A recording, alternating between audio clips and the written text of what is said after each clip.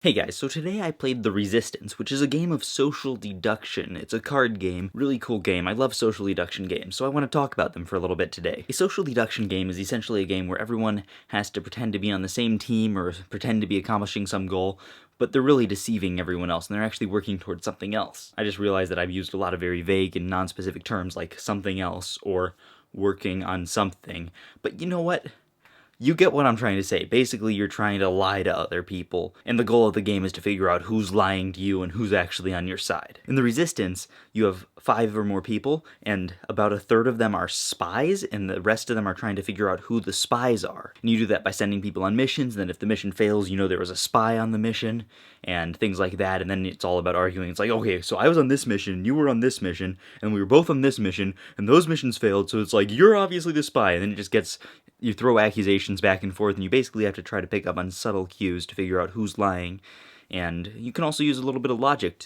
That's where the deduction part of it comes from, because you can deduce who is most likely to be a spy, and you're not always right. There's always an element of having to figure out who's lying to you, but it's really fun because you have to figure that out. And it's really great when you get into these huge arguments and then it just turns out you were on the same side the whole time. There are a few games like this that I really like. The Resistance is one that I've played a lot of, and then Avalon is a really similar game to The Resistance. It's made by the same people, and it just has a few slightly different rules that make it, in my opinion, play a little bit better with larger groups. The Resistance works better with like 5 or 6 people, but if you want to go bigger than that, you should probably play Avalon instead. There's this online game called SpyFall, where all that happens is one person is assigned being the spy, and the rest of them have to figure out who that is by asking people direct questions within a certain time limit. And everyone who isn't the spy has a specific location that they get, and the spy doesn't know the location, so the spy's goal is to figure out the location, and everyone else is trying to figure out who the spy is. So it'll be like, are you at a place with water right now? And then the other person will try to answer in a non-specific way so that they don't tell the spy where they are, but they also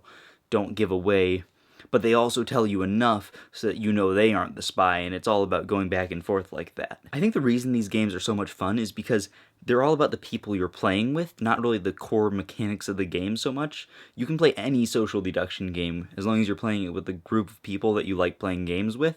It's always going to be fun. Social deduction skills are also very useful in real-life situations. For example, say you're doing a Secret Santa gift exchange sort of thing, you know, and then you forget to get your person a gift, right?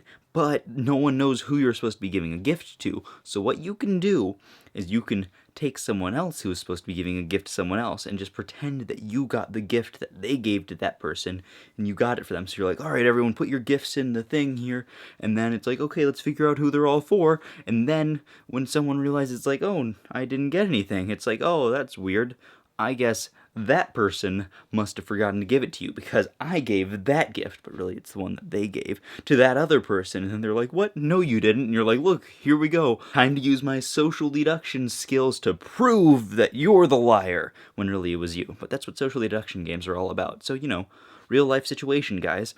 Also, these skills are incredibly useful if you're just trying to do something like distract people while you steal the last slice of cake or something. See, what you have to do is divert everyone's attention away from the fact that you're stealing the cake by making them argue about who ate the rest of the cake. Social deduction, although that's more just social manipulation at this point that I'm talking about.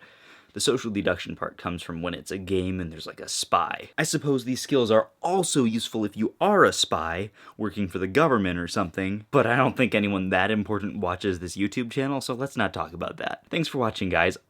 I'll see you tomorrow.